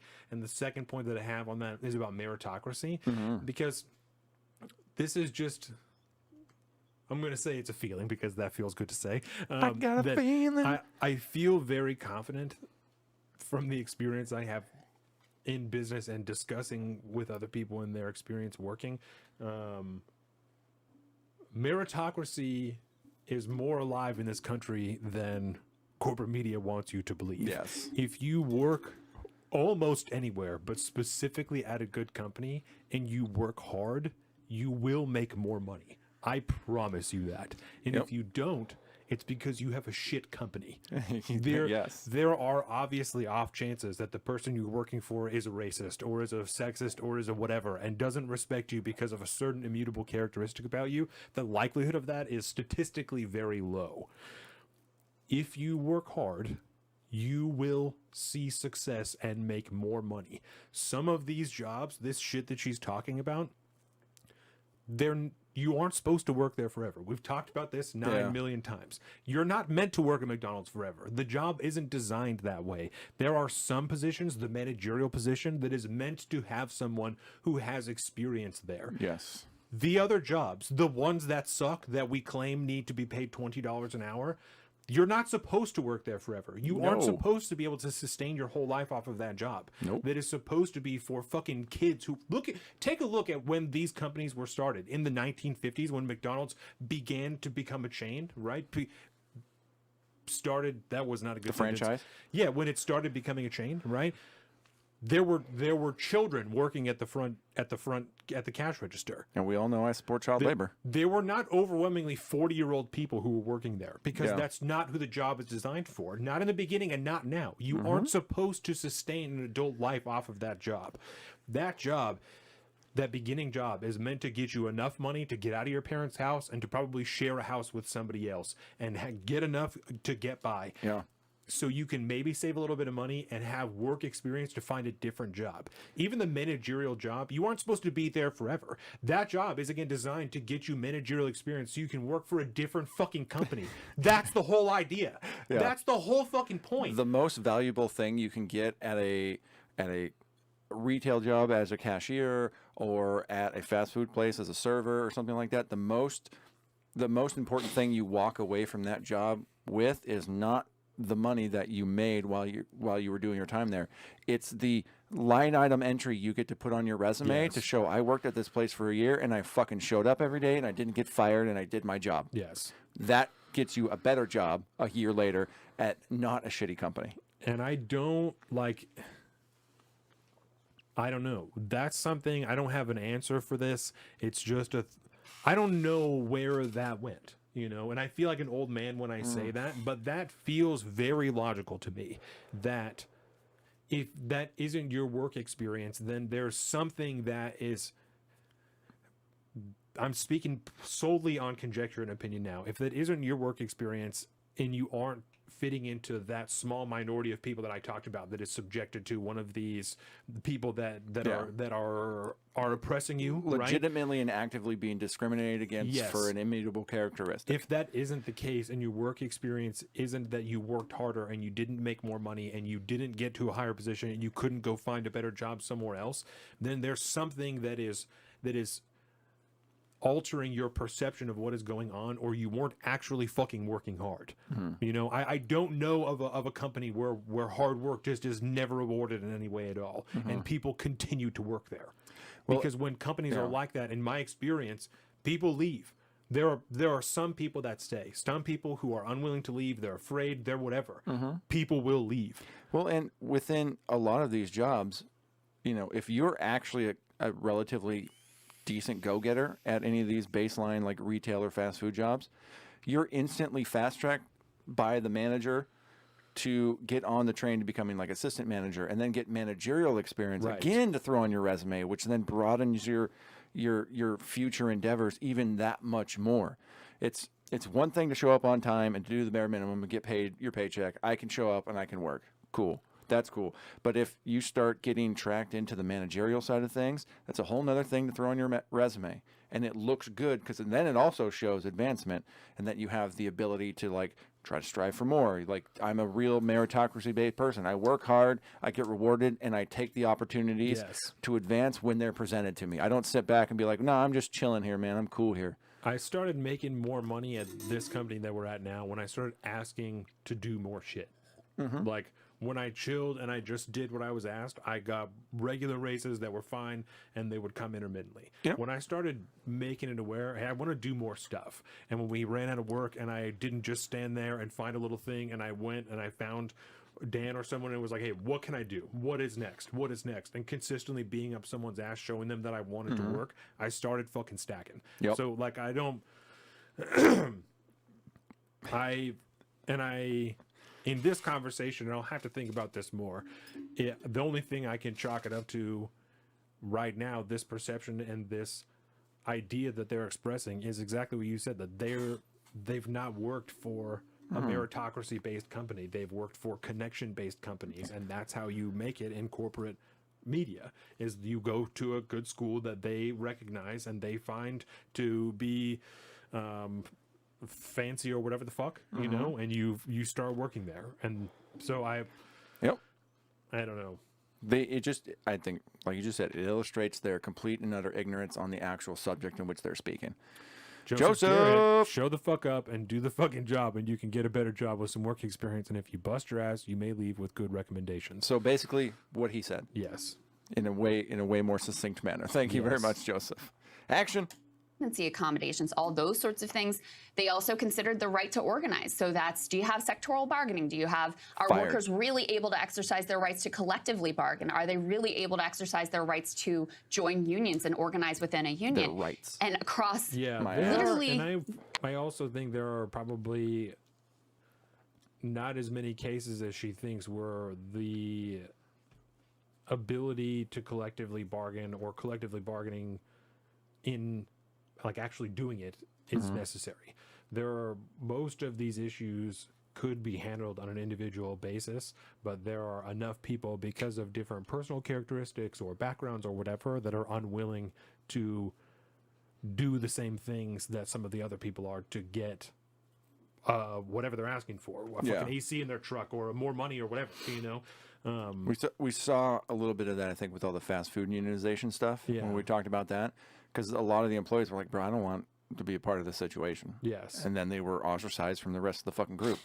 But I mean, you could have a situation where you got a small enough company where like a bunch of the workers actually just kind of band together to collectively bargain, quote unquote, where you're like, hey man, we've been talking as a group or whatever, and a lot of the employees are really unhappy about this. We were wondering if maybe we can work with you guys about this. And then you can, that would indicate like a good relationship with your quote unquote bosses, and saying we're not trying to fuck you guys or anything. We just all have like the same kind of concern, and we would like at least have a conversation about getting that addressed. Yeah. That would be a good way to do that, I think. But the best, that I think comes after the individuals that are upset about something, taking their actual issues up to address them directly and then having them fucking solved. Yeah. That's the best way to do it. At nearly every category, we were at the bottom. At the bottom. And again, this is not because this is what like the American people have decided. That's just we're going to have this rugged free market capitalism, and sorry workers, like go out there and fend for yourself and care more about low prices or quote unquote freedom or whatever. No, this is not what the American people wait. Care more about low prices or quote unquote freedom or whatever. Yeah, no, I do care about all of those things more than more than I appreciate what a massive union could possibly do for me. I appreciate my ability to bargain for myself and to have lower prices throughout the country so I can have a better cost of living situation going on, so I can have a better chance at rising above the previous generation because costs are lower, and then I have more freedom to control what my labor is worth in the market. I'm sorry if you don't believe you have the necessary chutzpah to stand up for yourself and actually try to fight for what you believe you deserve. But I appreciate that value. I appreciate the meritocracy involved here. I'm not going to chalk it up to some fucking union rep who literally doesn't give two shits about me. Right. I'm just I'm a seat filler for them. And if I become too much of a pain in their ass, they're going to have to take it up with their boss and their boss in the union. And then maybe something might happen eventually. I would much rather have lower cost and quote unquote freedom. Yes, that's what I actually care about, not being a part of a big club that will quote unquote protect me. Government is a big club that's supposed to quote unquote protect me, and they don't do a good fucking job of it. Right. Why is a union going to do that when they have much more financial incentive to really not do a fucking shit for me? Carry on. Put the last element here up on the screen with regard to the minimum wage that Sagar was referencing, just so people can see the numbers.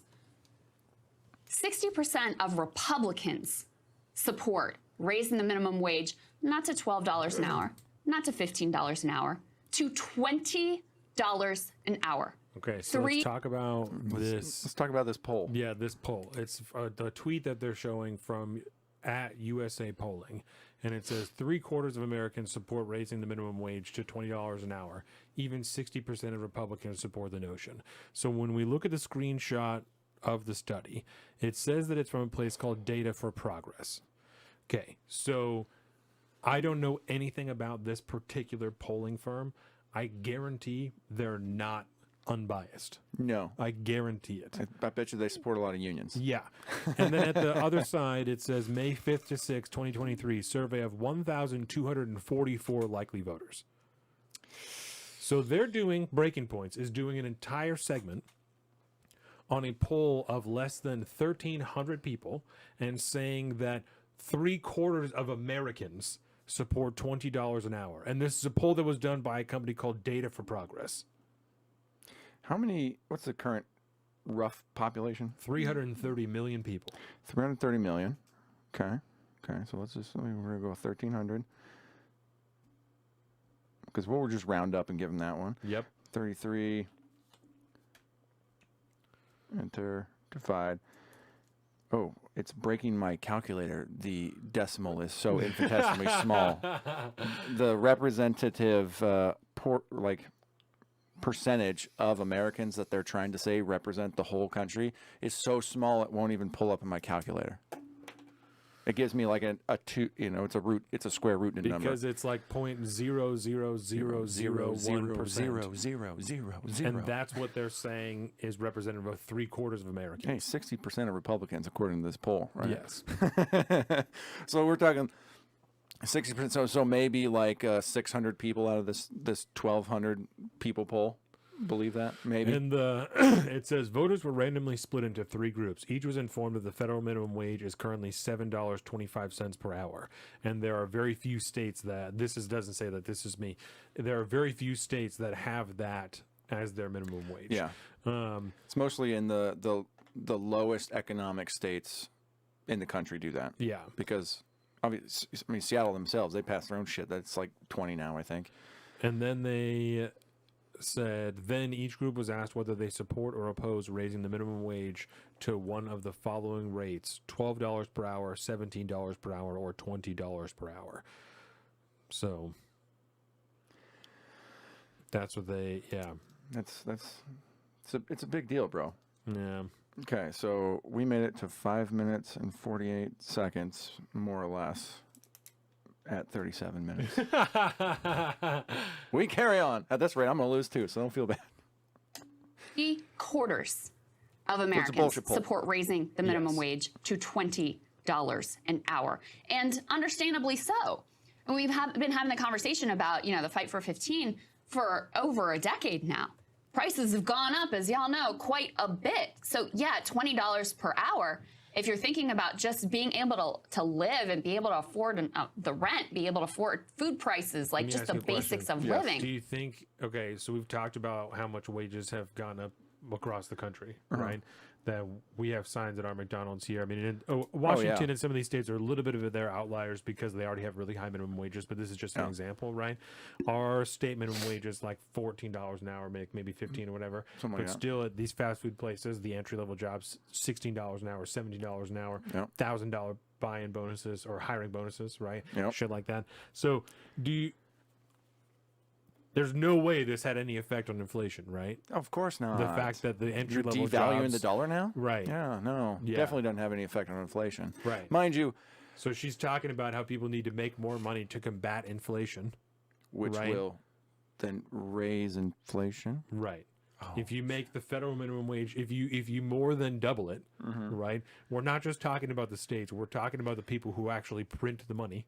The Federal Reserve, right? The people who actually print the money. And I know the conservatives out there are like, well, the Fed is an independent, totally, 100%. Jerome Powell's not connected to anybody ever. I guarantee it. I Men's Warehouse it, right? Warehouse it, bro. Yeah, okay. So now that we've established that you're a fucking idiot, that's insane. The idea that raising more than doubling the federal minimum wage is going to help people combat inflation. Is a ludicrous notion to try and put out like it's a fact. Yeah. Like it would be a factor. It wouldn't be as huge of a factor as you know, say like the printing of trillions and trillions of dollars into existence, but it definitely is a factor. But what it really does is on a macro level, maybe micro level, wherever you have this, like I say, within a city. If a city raises its minimum wage to $30 an hour, right? Yeah. That's going to affect the cost of living primarily in that city, and then it'll slowly ripple out to until it eventually dissipates, and then Right. other economic market forces take over, kind of push back, creating these little bubbles, right? And so that it will overall on the net whole have an effect on inflation, but primarily it'll affect your local cost of living, Right. because as everybody else makes more money, everybody else is going to charge more for that, because for one, every service and every product and service now is going to cost that much more, because they have to in turn pay their workers that much more. Right. And then when everybody's got more money, housing costs go up, rent goes up, everything goes up. The more money you pump into minimum wage, the higher the cost of living goes. And that's- you it's do not- that on a fucking federal scale, you tank the entire economy. Game over. There'll be entire states throughout the Midwest that are just ghost towns at this point, because nobody can fucking afford to live there or work there. And it's not by any means the only factor, but it is unquestionably It's a factor. a factor. Yeah, It's 100%. unquestionably a factor. Yep. And all of these people, Crystal Ball included, that are trying to spin this fucking bullshit narrative that Mm-hmm. that this is what's going to save you from inflation, are they're lying to you. They Yes. know that they're wrong, and they're fucking lying to you. They're buying into this bullshit narrative from their party, their company, whatever it is. They're lying to you, and they know that they're doing it. Yep. I was going to ask you if you want more GMOs, but you just That's get them perfect. anyways. Yeah. No. Oh, this was what I was saying when you were talking. Surprise, surprise. The minimum wage in Seattle is higher. Everything is also more expensive. Yep. Isn't that fucking shocking? And you still can't afford to No. live a place on a No. Seattle minimum They're wage. still complaining that rent Yes. is too high, even though minimum wage there is close to $20 an And hour. a lot of that shit is rent controlled. Yeah. And you still can't afford to do it. Isn't that weird? But there's another point I would make about like roommate life being like a necessary experience I think most people should live with, and our generation really hasn't had to deal with that. No, But- Jordan's been my only roommate. For the sake of time, I won't do that, because I kind of made the point already. $20 seems like the absolute minimum at this point, and that's certainly the way the American people feel. And then you contrast that with, According to the Democratic Party. The 1244. Republicans forget about it. Many of them will say they don't even think there should be a minimum wage, period. Check. Lot Right. Minimum wage in Seattle Democrats is will $17.27 an hour. Oh, damn. Just so everyone knows. Hot dog. For small And- employers, 500 or fewer employees, it's $15.75 an hour. But if you're a bigger company, it's $17.27 an hour. Oh, in 2023, I'm sorry, for larger employees, it's $18.69, and for small employers, it's $16.50. You wonder how they came up with that number, 1869. I don't know. It's not a rounded number, like, No. if it ends in 50, that kind of makes sense. Half a buck, Right. But for to get 1869. down to like literal pennies, which cost more to make than they're worth, but Yeah. hey, that's fine. It's all digital nowadays. Thank God. We don't have to spend money printing fucking coins, minting coins. My bad. Oh, That hold they on. support. Whoa! Hold on. Whoa! Whoa! I read it wrong. Breaking news. This says for small employers, 500 or fewer employees, does the employer pay $2.19 per hour towards medical benefits, and or does the employee earn $2.19 per hour in tips?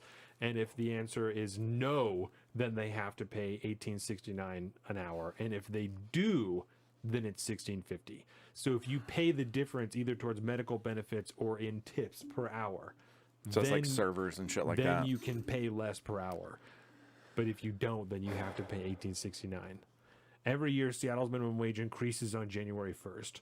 OLS announces the upcoming year's minimum wage increases by the fall of each year. So in the fall, they'll tell you, well, you have to pay your employees on January 1st. So you Isn't have a that few nice? months to be able to like try to figure out if you're going Yeah. to be able to stay in business or not. Fuck you, corporate America. Look at you just shilling out and just stealing money from everyone's fucking pockets. Oh, I'm sorry. The state is dictating to you, well, you have to pay your employees every year in the fall. Well, because otherwise Isn't you'll that take interesting? advantage of them and Yeah, you'll of oppress course. them and you'll drive them into poverty. Of course.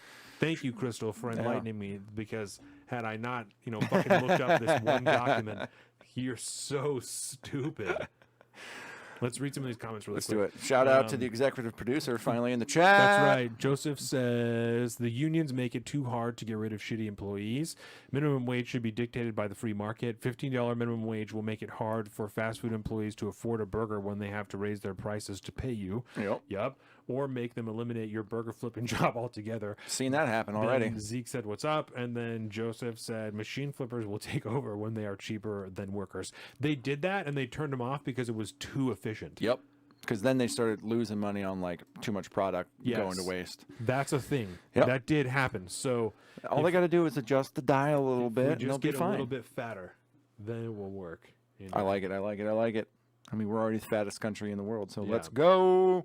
Maybe a $15 minimum wage, maybe over some time period, but do they fight for it? No. I mean, just to relive recent history for those who've forgotten all the slings and arrows of this, the one concession supposedly that They will Bernie figure got it out. on of Biden Yeah. when he conceded, he did this whole like hostage video and was like, "Do you support a $15 minimum wage?" And Biden's like, "Yes, Bernie, I do." Every video Joe Biden does is a hostage video. Yes, it is. We have some for later on today. Every single one. Although they're not hostage videos anymore. Now they're like lost old man with dementia. It's elder abuse videos. Yeah, what's the silver alert? Is that what we have these Yeah, days? Yeah, yeah. it's They're elder Biden abuse is a videos. silver alert. It's all elder abuse. His whole life is a It's silver fucking alert. terrible, bro. They put it to try to get it through reconciliation. Parliamentarian says no. That's the last we've heard of it. That's it. That fucking They pesky didn't say, parliamentarian. you know what, screw this parliamentarian. We're going to get someone who is going to agree that this is okay for the American people. They didn't say, all right, But we're it's going to. wrong if you're a conservative to Yes. take people out of office and replace them because they're not doing what you want. Yes, we need to get rid of that pesky parliamentarian who doesn't have the same. They're not ideological warriors like I am. It's not and even in like the we Constitution. are. So like we have to get rid of them and put some. We'll use the Joe Biden line. We got to get rid of him and get somebody in there that's solid. Talking about the fucking prosecutor in Ukraine. Yep. It's the cognitive dissonance here is so mind melting. She has no morals. She doesn't even believe any of what the fuck she's talking about. No. Because if she did, she might actually be able to ground some of it in fucking base truth. I wish that I could get to know her better so I could know what the motivation is, because I don't think that it's money. Like, that seems it's too basic, you know? There's something else here that's going on, because marrying Kyle Kulinski is weird. The way that she's doing this show is weird. Like, none of this makes sense. So there has to be something else that's going on, and I would be very interested to know what it is. And I bet like her dad, or if she has sisters or something, they probably know what's going on. But I want to know what it is, because there's something else that is either the goal or that she's combating or something, because this is all, none of it makes any sense. It doesn't. And I've heard it brought up at some point, like she's essentially fishing for her next big corporate TV job. Ooh. This whole thing, she would sell her soul to be like a primetime host on a major network TV show. You know what I mean? I don't know how much stock I put in that because of how much she would lose her entire audience. Oh, yeah. Because of how focused they are on independence. So I don't know how much stock I put in that. But there's definitely something going on here. I kind of want to just say it's like ideological capture. You just say the right things, you stay on the right track, and then good things will happen to you later on. Because, like you said, it literally doesn't make any sense why you would do this to yourself. Like, it doesn't really make sense. Why marry the Frosted Tips guy with zero success? Maybe he's a super awesome guy. It doesn't come off that way, but I don't know. And it also just might be the fact, because she's gotten worse and worse and worse. It might just be, she might just be in a much more, like a much stronger ideological bubble where all she's getting is, the only opinions that she's getting are like feeding off of Kyle Kulinski and like the super progressives. And because she doesn't even Sauger's she out. gets, yeah, she doesn't even get the pushback from Sauger that no, you know. not even a little bit anymore. Yeah. He's just sitting here taking it, or stopping and agreeing with her, which is weird. Try to get this into these must-pass bills. We're going to work it into our deal with the Republic. And no, they just gave up on it. And so, again, when I look at these numbers, what I really see is a complete hobbling and crisis of democracy. When you have 75% of the public saying, here's where we are, and you have the entire political class say, screw you, we don't care. It's always a crisis. We're not even talking about democracy. We're talking about unions and fucking minimum wages, but that's a crisis democracy too. 3/4 of 1,200 people think that the minimum wage should be $20 an hour. The fact that Congress wasn't able to fucking smash in 15 is a crisis of democracy. Amen. Because we know 60% of Republicans even want this. We're not going to do anything about it other than maybe sometimes pay lip service to it. That's where you start to understand how faith in all our institutions has crumbled, how people are so disgusted with the political process, how they don't feel like their vote counts, how they don't feel like their vote matters, how they don't feel like it matters whether they show up to vote for Joe Biden or Donald Trump or Ron DeSantis or anybody else. That's because it doesn't. You know, the system doesn't care about you, and every major institution hates you and wants you to die. Well said. What she's saying is true. That part of what she said is true. Those institutions don't care about you. Your votes don't matter. Yep. The powers that be, as we like to say, because that's just the easiest way to because they are the powers that do be at the time. They do be doing. They do be doing. Yeah, all the people live here. And it's the easiest way to make ourselves targets by the federal government is to just say the powers that be. So, because it just fully encompasses everyone, and then they know, everyone can tap into the show, and at least we'll get some more hits. I bet that they have ways to watch shows and not even give us the hits. Like we don't even get the. I'm still pretty concerned that your entire fucking friends group going out there, they're probably half feds at this point. I'm talking about you, Brian. Yeah, we don't even know. So, but hey, if we're not living dangerously, is that even living? If you can't take the chance that half your friends are feds, I don't even know what we're doing here. I told you that I was getting into last time. We're stepping into territory that's we might be getting entrapped.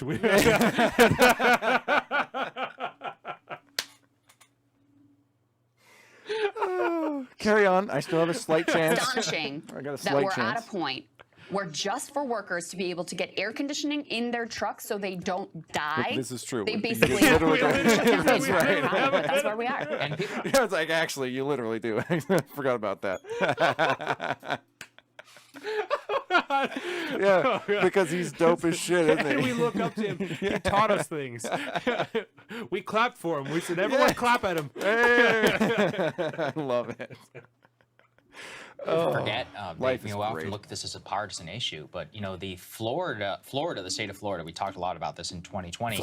On the night that Donald Trump won it by more than President Obama did in 2012, in 2020, in the contested election, Florida, who went for Trump and then later on went for DeSantis, they passed a minimum wage by some 60-some%. So there is a huge overlap between people who are willing to vote Trump, Ron DeSantis, who are willing to vote Republican, and who do support an overall minimum wage. And that's why it's also important to understand, too, whenever you look at the minimum wage that is in many Republican states, like in Alabama. You can ask me a question. Okay, so because it relates But I am going to go pee. This is not going to work out. It relates to what Brian said. So in these comments, he said, I'm down for $20 minimum wage if you bump me up to 45, or better yet, how about an affordable 2-bedroom apartment? So before we read the rest of the comments, let me ask you this. Do people really want a higher minimum wage, or do they want to take home more money? People want to be able to afford the living they want with whatever money they're making. Yes. So they want their entire cost of living to be somewhat relatable to the money they make. Right. Other than that, it has to be that broad conceptually. Because it can't just be about what you make. Because if they triple what you make, but the other things that you pay for will triple in cost. Yes. That's how this will work. So it isn't just about what you make. Joseph said it right there. I want my money to go farther. Yes. It's being able to afford the things that you want and that you need. Yes. That is what people really want. So I think this whole line So I think the whole line of $20 minimum wage is a fallacy, and it goes right along with the same ideology that we just talked about of falsely propagating this idea, trying to convince you that the best way for you to be able to afford more things is for corporations to have to pay out more money, and that won't affect how much anything costs at all. And I don't think that that's true. And I think Joseph's other comment, he said, with true inflation metrics, we need about $5 million an hour by 2024 just to buy milk and bread. And what he's referencing is these new statements about the consumer price index, and how when we look at the consumer price index from the federal government and from people who support them, saying when we look at the consumer price index, inflation has really gone down.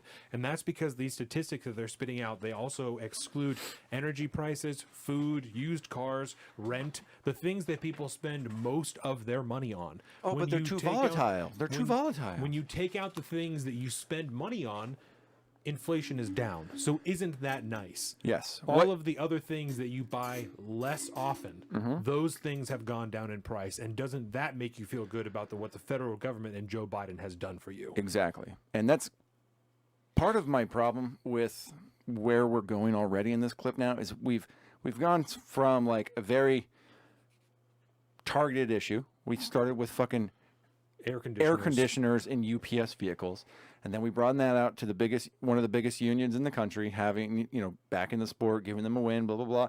And now we're talking about federal fucking economic policy, none of which is related to how much money essentially you have in your pocket and how much farther it goes, because none of what happens on that federal level actually means that much down. You can't change that necessarily to what it's like to live your everyday life. All that stuff happens on the micro scale. It happens in the small economic unit that you're participating in. That's why the prices we pay at fucking our local stores will be a much different.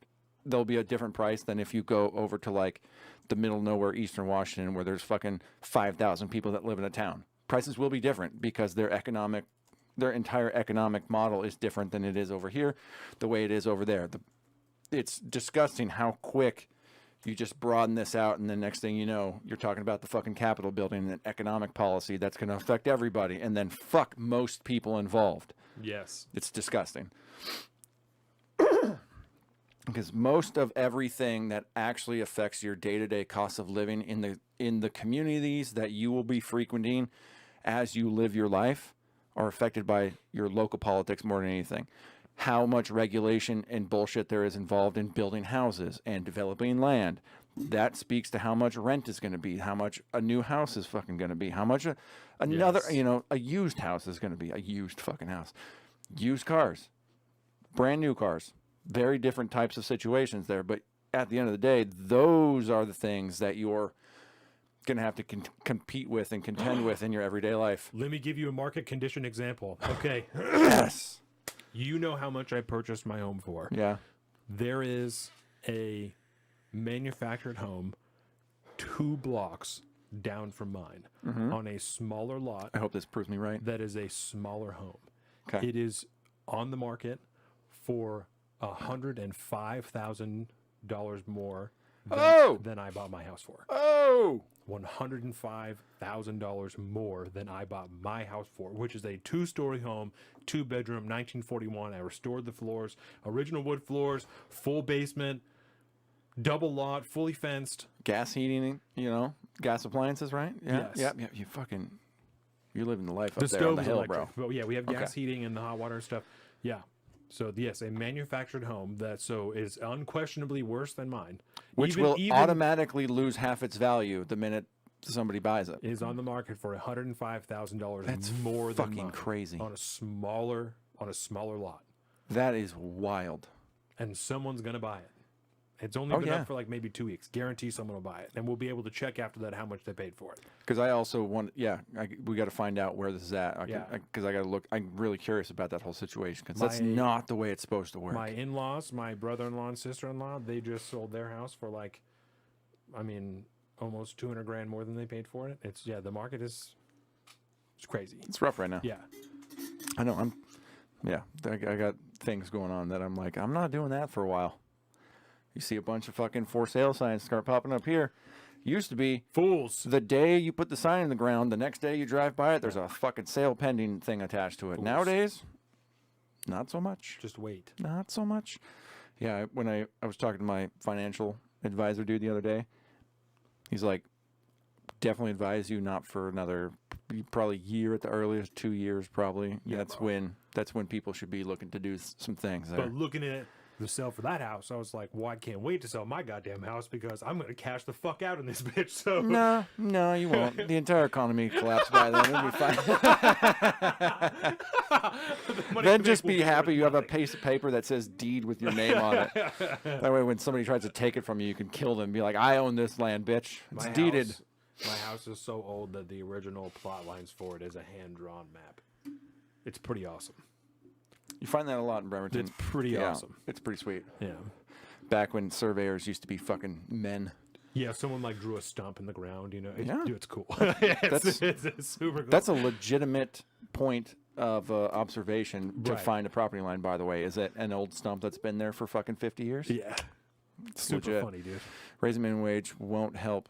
Stop printing dollars like they are stamps. Would you? That would help. Yeah. So we're both going to lose because we're at an hour now, and we made it to 8 minutes and 46 seconds. Well, next show we should both shotgun beers. We will come up with some kind of debasing situation that we will both have to do. Deal. On the next show. And if you have suggestions, yeah, ladies and gentlemen, please let us know on one of the socials. I am at Big Bird Off and all the things. My buddy here is Alpaca_Donovan on Instagram, at Salt the Street on Twitter, or just hit him up on his new home base, which is the at Salt the Streets on Instagram. You just basically live there, which is awesome. Pretty much. Or join the Patreon. Hit us up on Patreon. That's right. Or saltthestreets.com or anywhere fucking else. We'll always or comment on this video. I don't yeah, give a shit. We'll always answer the Patreon messages. Indeed. For sure. Indeed. Can't believe we got 8 minutes into it. 8.5, almost 9 minutes we in. We just did a whole part 2 on this. It'll be great. We only have to talk about Trump for like 5 minutes. Yes, thank you. Alabama and in Alabama, for example, it's $7.25 per hour. And that's actually the case across much of the industrial Midwest, in Indiana, Iowa, Kansas, Kentucky, which is the overall federal minimum wage, Louisiana, same federal minimum wage, Mississippi, New Hampshire, even North Carolina, North Dakota, Oklahoma. Now, look, in some cases, you know, we've talked before about the minimum wage. We did a lot of discussion of this back on Rising, if I remember correctly. Back on Rising. Regional. That's a relatively decent Rising clip the other day. Yeah. Yeah, it was very interesting. I might have it sitting in the grab bag. I might.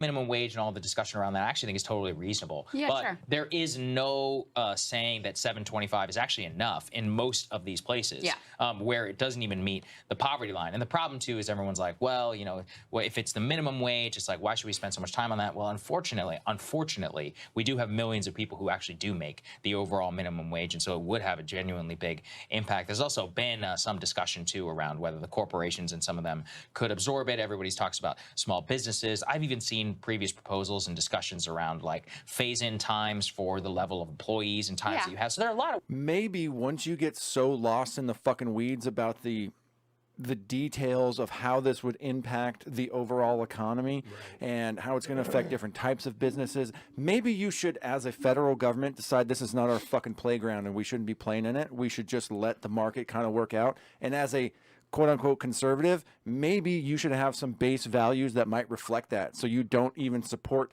this completely unconstitutional, ridiculous concept to force businesses to pay certain employees an X amount of dollars per hour. I don't know how the U.S. government has the constitutional ability to tell a private citizen who's the owner of a business how they have to run their business and how much they have to pay their employees. And if you, for a second, identified as an actual conservative, you would brush off every one of these feelings-based, emotional-based arguments about how much more money people fucking need to be paid. Fuck you, Soccer. You're not a conservative. Take your goddamn fucking suit off. Put on a fucking sweater. I can't describe what like a granola crunchy hippie would be very well, but that's what I want to call him. So carry on. Ways we can Open work all on of this. that. Like, there's a lot of discussion that we can have about making sure you absolutely not only minimize but completely reduce any impact overall on small business and small firms to the corporations that can obviously afford to pay them. People like Walmart, Amazon, and all these others. Even if Amazon is 15, it might even be $19. We just forced the big corporations to pay out because they can afford it. Yeah. Well, I'm and sure also that's according less unconstitutional. I'm sure. And their argument for corporations to get us all the way to this point is that corporations are people too, and they have rights just like anybody else do. So pay us more money into our super PACs because you're just a person. It doesn't really matter. So if these corporations that you're so dead set on being allowed to give you as much money as fucking possible, you're also going to turn around and stab them in the back and tell them that you need to pay more taxes. You need to have a bigger cost of business than the mom and pop shop who probably helps they actually care about their employees more. Like you're making two counter arguments here that are diametrically opposed to each other. Am I seeing that wrong? Feels about right.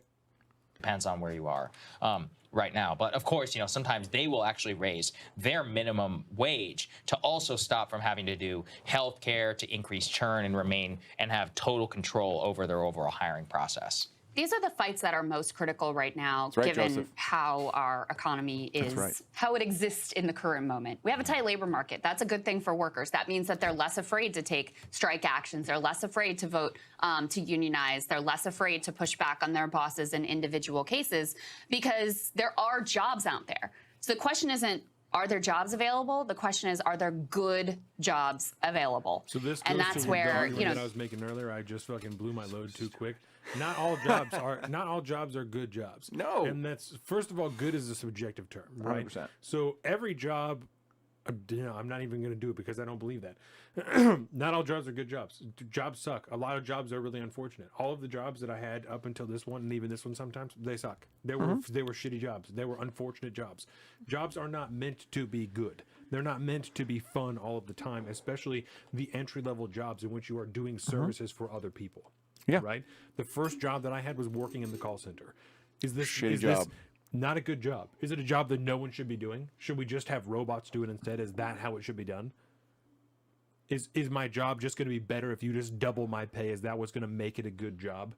No, that corporation sucks dick. That's why that job sucks. Yep. You can't reshape a corporation by making them pay their employees more money. It doesn't work that way. If they don't care, they don't care. If anything, it builds more resentment to their employees. It doesn't work that way. That's not how a corporate personal relationship works after a certain size, because that's it. It's the same, like the Dunbar's numbers principle. When you have 10,000 employees, you don't care about them. Nope. You can't, because they're statistics. They're no longer actual employees. They are numbers in your system. When you have 50 employees, you actually kind of give a fuck about almost all those guys. Some of them you're not going to like. You still care about them and their well-being because they're your employees. Yep. That's how that works. It's a Dunbar's numbers principle. It's impossible. That's a great poll, by the way. That's a really good connection. Yeah, a Dunbar's number for a company. And it definitely exists. The only argument against that I see is like, well, no, we just shouldn't have big corporations. That's a fucking dumbass thing to say. That's just a stupid ass argument.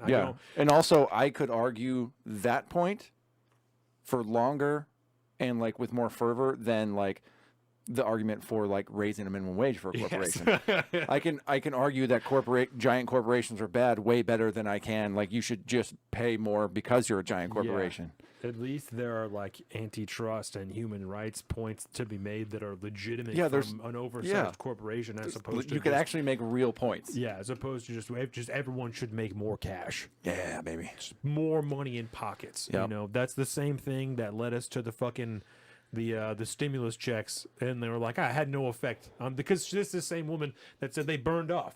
You know, the stimulus checks burned off. It all burned off, man. The effect they had on the economy burned off. Yeah, she really said that. That's a real argument that she made, is that it burned off, so it wasn't having an effect on inflation anymore. It's impossible. That's literally a retarded thing to say. What you could say? You have to be choosing to slow your perception of the reality of the financial market to be saying something like that. Indeed, which makes it retarded thinking. It's literally a retarded thing to say. That doesn't make any sense. Yes, and oh shit, what was I gonna say? The corporation the burn off situation. I'd say the only thing that actually burned off all the stimulus money is because within like 2 months of getting that stimulus check, all that money's value disappeared within 2 months because of how fast inflation grew at that certain point. So it was literally worthless. Period. Done. We're moving on. these fights over, all right, what's the floor going to be federally? What is the minimum wage going to be? What can you actually support yourself on at this still like point? the fact that this the Chiron is the says basics of the UPS American, union gets major what wins the still. American dream and the American bargain half this should time be. talking about minimum That wage. if you work hard and you play by the rules, you're going to be okay. And right now, not. millions That's of not the workers, deal. I mean, they're so close to the edge. I can't remember the numbers off the top of my head, but we just got some dire numbers about the number of people who couldn't afford a $400, emergency. Because that goes with that. There needs It's to not be fucking working, Crystal. There needs to be a set of rules that you can follow. The modern world that we live in that she's referring to has a code of law that's so long no one could ever possibly hope to read it, let alone know every fucking law that's in existence. Oh, yeah. It's impossible. You can't play by the rules when you don't know what the rules are, and when there isn't a set of rules. That I don't like to repeating the word, but when there isn't a set list of rules that all people play by, she's fucking lying to you, and they have to lie to you for this argument to work. There isn't a way to make it honest, and that's why there's so much deception involved. It's impossible to make it an honest argument. So I think that this is nonsense. It's total nonsense. There are far too many hands in the pie of your life for you to possibly hope to be getting an untainted piece, and she is trying to deceive you in the opposite. So Did you just pull that analogy out of your ass? I did. Too many hands in the pie to get an untainted piece. Yeah, That's so I don't. episode title. This is dishonest. The tainted pie. Well, you know what also this is too? This is a direct reflection on the failures of centralized control. Yes. This is because that's the world she's looking for, is a much more centralized marketplace, a much more centrally controlled economy. The reason that you're talking about all these issues is because these are the issues that pop up in a centrally controlled economic policy model. You get rid of that. Bring it out to Joseph here. He said the free market will fix all these particular problems, but only if it's actually free. 100%. Every aspect, every facet of the economy would be a better place if the government was not involved. We can have a conversation about like antitrust and giant ass corporations, word, but also if the government had never really gotten involved at that point, it'd be a very, very different world. And you wouldn't have a giant percentage of the citizenry asking for the government to get involved for all these extra perks and bonuses that no one else in the private market is actually getting. Yes. It is a monopolized, centrally controlled economic model that they all want, and then they all bitch about the problems that they create, which is exactly what this shit is. And she's lying to you about a false line that is only supported now by conservatives that are also lying to you. That's how you know both groups are lying. That's because she's saying that, well, they believe this, but isn't giving the context to why that isn't true anymore. She's just saying that was never true, which is a lie. The people telling you that it still is true are also lying to you because they don't want to admit that they're fucking your pie, American Pie style. So that's official. Tainted Pie. The Tainted Pie is, in fact, the name of this week's episode. Expense. It's just insanity. So in any case, I think to me, the biggest takeaway is the distance between the political class, what they consider to be radical. I mean, I don't even know how many members of Congress, if any, have come out in favor of a $20 minimum wage, even the furthest left. Because they all know it's insane. And yet, 3/4 of the American people and 60% of the Republican dare base are they there. not Always represent the always a good opinion of, reminder. What, 900 people? Yes. How dare federal representation not demand federal legislation over the opinion of 900 people? Probably came primarily from D.C. and New York City and Baltimore and Detroit. Do you know how? It's a failure of democracy. It's a failure of democracy. Yeah, I don't know if she says that again, but if she doesn't, there was a missed opportunity. What the actual divides are in this country. It's not what you would think if you were watching any other news channel. Hey guys, if you like, Okay, Because God. we're not It's lying over. to you. It's over. If you watched any other news channel, you wouldn't hear the truth that the fucking truth bomb that we just dropped on you with this survey of 1,200 people. No one's going to tell you about that. No other show is going to tell you the truth like we just did. Let me tell you what he just said. But for real, no one will ever tell you the truth about that like we just did. Jesus Christ. I don't agree with it, but I think it's hilarious. Jesus Christ. Okay, so let's just fucking talk about DJ Trump here for a second. Okay, so yeah, The indictment has come. We're just even going to update it. I don't even want to dive into it. No. The indictment of Donald Trump for maybe we'll talk about it next time. I just so don't want to this time. Yeah. But it happened. We'll let some more stuff play out and then we'll talk about it because now it's just political bullshit. It's all political bullshit. And the one thing I wanted to say about this, and I think it actually just speaks to your point about why it's not even really relevant to talk about, is the fact that these are all high-level legal proceedings. The Alvin Bragg case in Manhattan, he's not going to have another court date. Trump's not going to have another court date until fucking December. Okay, December of 2023, which means you're getting into prime time, fucking primaries, and everything's popping off. We're not going to have a second court, like his next court appearance for the document situation, which is what he just got indicted for in Florida in a federal court for the first time.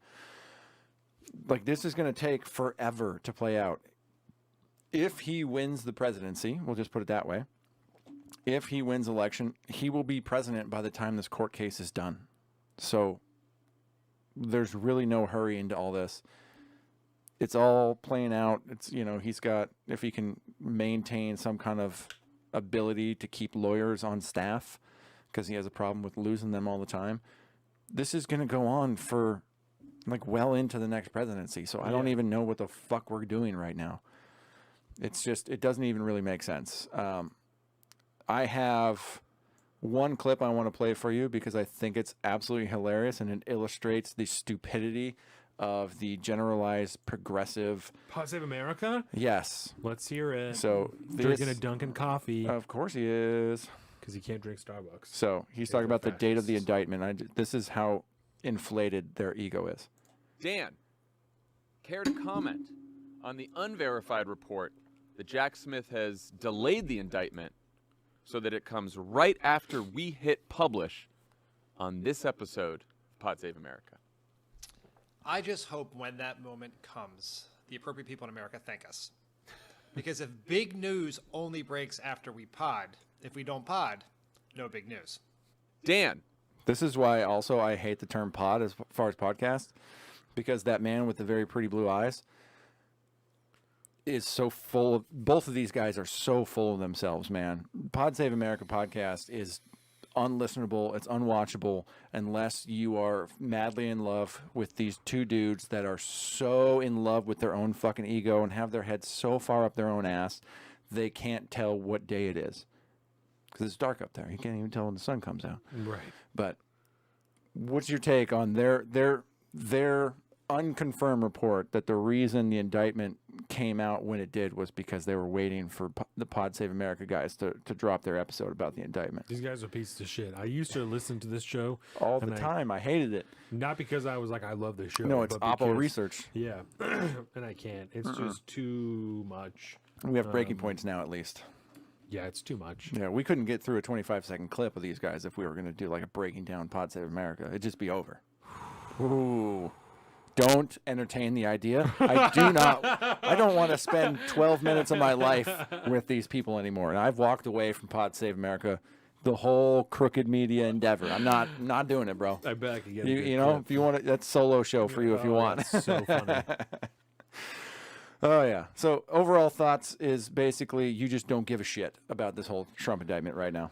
It's just not worth your time. It is relevant. There are relevant factors to it. I'm not going to say that it's not relevant. I am tired at this particular moment of my life of Donald Trump. Yeah. And I don't... The takes on it are so... They're bad, bro. They're ideological at this point. They're teams. Team takes. They're not... They're disingenuous. And I don't want to listen to a bunch of people say things they don't believe in. Check. So I'll wait until there's some videos to watch that are not people's takes on this particular situation.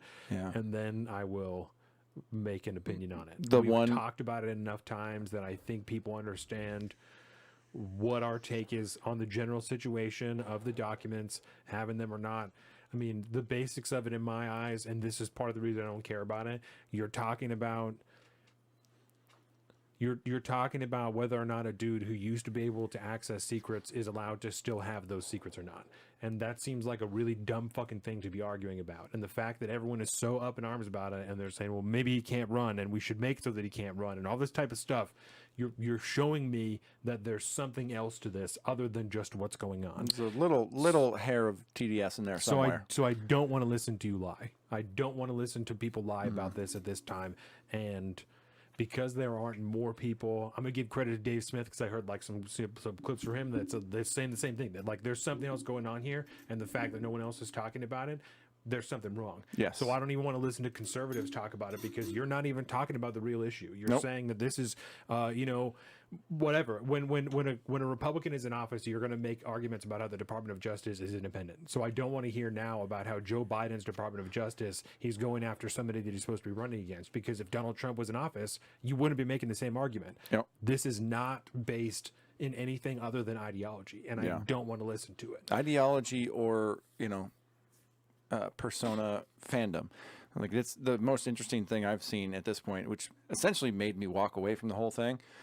Other than the fact that there's a recording now from when Donald Trump was giving an interview to some author about something, and he literally like pulled out it was like the war plans that Milley and the DOD had come up with for invading Iran, and he's like waving around and showing this dude on tape. It's like, yeah, like I this is secret. I'm not, like I could have declassified this and I didn't, and it's here. And really, he's just trying to make the point that like I have a bunch of like evidence to